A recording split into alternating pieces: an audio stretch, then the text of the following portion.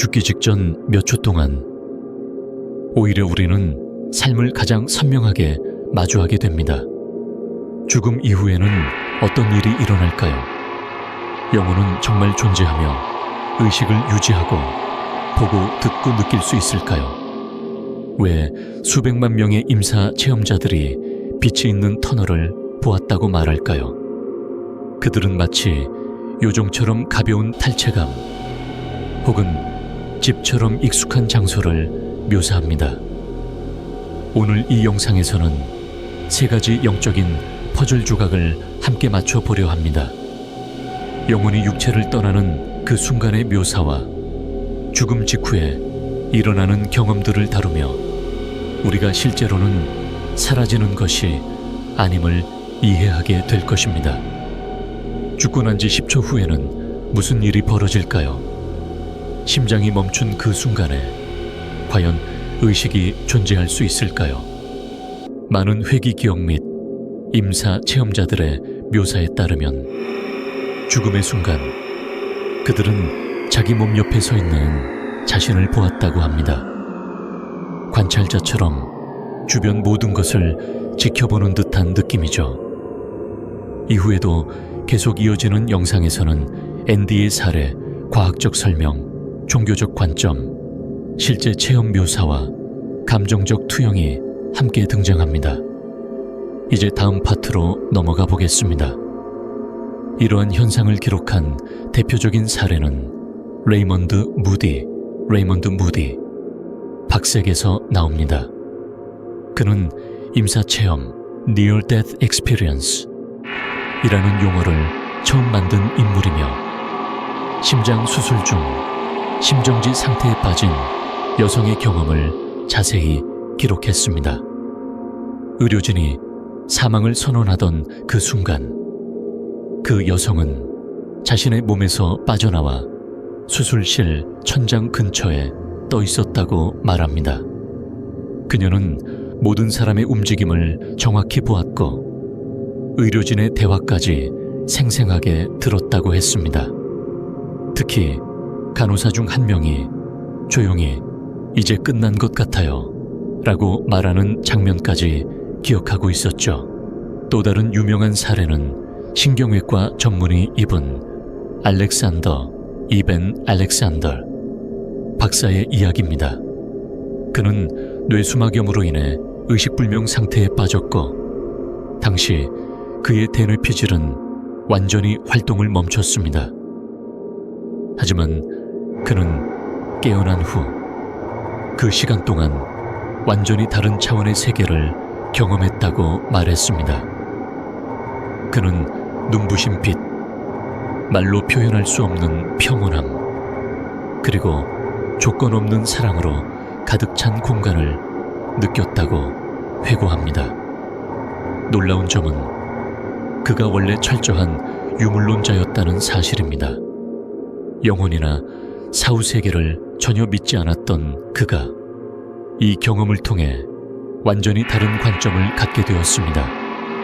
많은 사람들은 그 이탈의 순간이 고통스럽지 않았다고 말합니다. 오히려 놀랄 만큼 부드럽고 가벼웠다고 합니다. 어떤 이는 누에고치가 터져 나오듯 육신의 껍질만 남기고 빠져나오는 느낌이라고 했고 또 다른 이는 자신의 삶 전체가 고속 필름처럼 스쳐 지나갔다고 말합니다. 얼굴 하나하나, 고통 하나하나, 기쁨 하나하나가 떠오르는 순간이죠. 왜 하필 10초일까요? 어쩌면 심장이 멈춘 뒤에도 뇌가 미약하게 활동하는 시간일 수 있습니다. 또는 의식이 생물학적 활동에 의존하지 않고 그 순간 완전히 분리되어 스스로를 하나의 독립된 존재로 인식하는 것일지도 모릅니다. 불교의 가르침에 따르면 죽은 직후의 초기 단계는 초기 중음신이라 불립니다. 영혼이 아직 이 세상에 대한 집착을 완전히 놓지 못한 상태죠. 이 시기의 마음은 매우 요동치며 그 마음속 집착과 감정이 다음 여정을 결정짓습니다. 그래서 여러 불교 전통에서는 사람이 죽은 후 49일간 독송을 권합니다.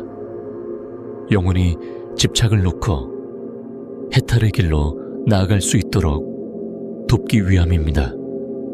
만약 당신이 그 영혼이라면 어떤 감정을 느낄까요? 사랑하는 사람들에게 나 여기 있어요 라고 외치고 싶을까요? 아니면 그저 조용히 서서 그들이 자신을 위해 흘리는 눈물을 바라보게 될까요? 죽음은 한순간에 찾아오지만 죽음 이후의 인식은 우리가 상상하는 것보다 더 길고 더 생생할 수 있습니다.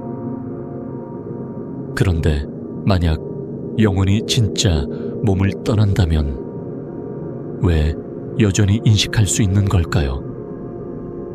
어째서 영혼은 육신을 떠난 뒤에도 의식을 유지하는 걸까요?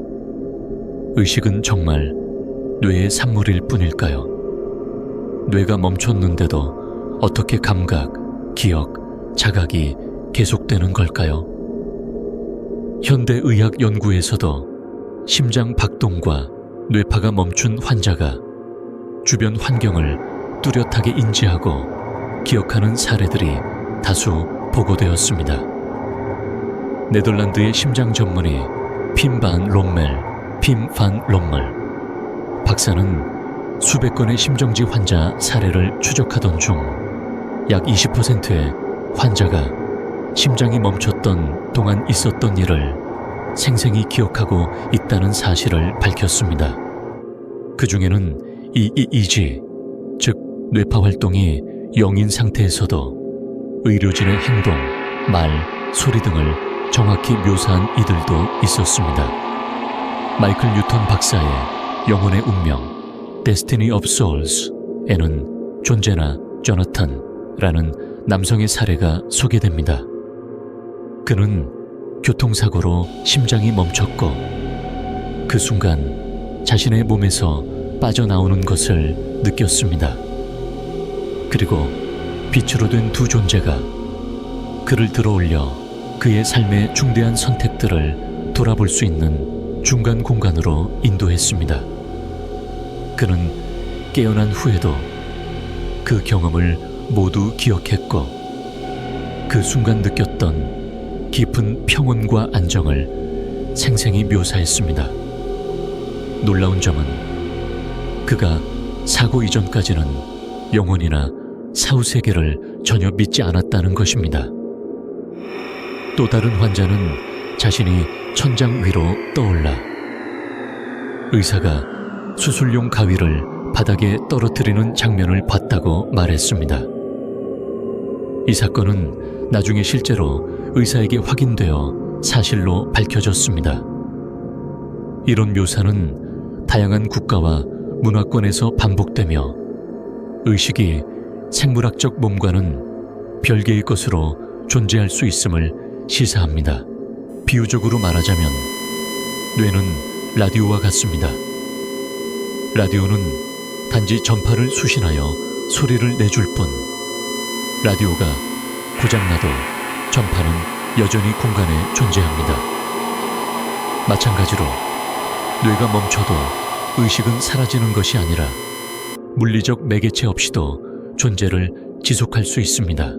대승불교는 오래전부터 식애시, 즉 의식의 흐름을 끊임없이 이어지는 연속체로 보았습니다. 그것은 태어나지도 사라지지도 않는 본질이며 육신이 해체된 후에도 업과 기억을 지닌 채 다음 생으로 이어집니다. 놀랍게도 이는 현대의 임사체험 보고와도 놀라운 일치를 보입니다. 티베트의 한 스님은 이렇게 말했습니다. 의식이 머릿속에 있다고 생각하지 마라. 의식은 공간 전체에 퍼져 있고 다만 이 몸이라는 임시 숙소에 잠시 머무르고 있을 뿐이다. 만약 의식이 물질의 한계를 넘어선다면 죽음은 더 이상 끝이 아닙니다. 그것은 두 세계 사이를 잇는 문, 영혼이 통과하는 전이의 순간일 뿐이죠. 그리고 때로는 그 생사의 경계에서 한 줄기 빛이 나타납니다. 임사 체험자들이 말하는 터널 끝의 빛, 그 빛은 과연 무엇일까요? 죽어가는 뇌가 만들어낸 환상일까요? 아니면 완전히 다른 실자의 한 단면일까요? 수천 건의 임사 보고에서 반복되는 공통된 장면이 있습니다. 어두운 터널을 지나 찬란하고 따뜻하며 사랑이 넘치는 빛으로 이끄는 구조, 문화, 종교, 나이를 불문하고 사람들은 그 빛을 익숙하면서도 신성한 무언가로 묘사합니다. 그 대표적 사례 중 하나는 말기암으로 깊은 혼수 상태에 빠졌던 아니타 무르자니, 애니타 몰자니의 이야기입니다. 의사들은 그녀에게 회복 가능성이 없다고 선언했지만 그녀는 의식을 벗어나 찬란한 빛의 공간에 들어섰다고 합니다. 그곳에서 그녀는 무조건적인 사랑을 체험했고 자신의 삶에 얽힌 모든 의미를 이해하게 되었다고 합니다. 이 경험 후 그녀의 몸은 기적처럼 몇 주 만에 회복됩니다. 많은 사람들도 그 빛 속에서 이미 세상을 떠난 가족들을 만났다고 말합니다. 어떤 이는 부모를, 어떤 이는 자녀나 빛나는 존재를 보았다고 합니다. 놀라운 점은 아무도 두려움을 느끼지 않았다는 것입니다. 오히려 그 공간은 시간도 고통도 사라진 절대적인 평화의 세계였다고 합니다. 만약 그 빛이 환상이 아니라면 그곳은 어쩌면 집일지도 모릅니다. 영원히 생의 여정을 마친 뒤 돌아가는 근원의 공간. 어떤 이들은 그곳에서 이런 질문을 받았다고 말합니다. 네가 이 생에서 해야 할 것을 다 했는가? 돌아갈 것인가? 여기 남을 것인가? 브라이언 와이스 박사의 오직 사랑만이 현실이다. Only love is real. 에는 엘리자베스라는 여성의 사례가 실려 있습니다. 회기 최면 치료 중 그녀는 어린 시절의 임사 체험을 회상합니다. 당시 그녀는 강렬한 빛 속으로 들어가 조건 없는 사랑에 완전히 녹아드는 느낌을 받았다고 합니다.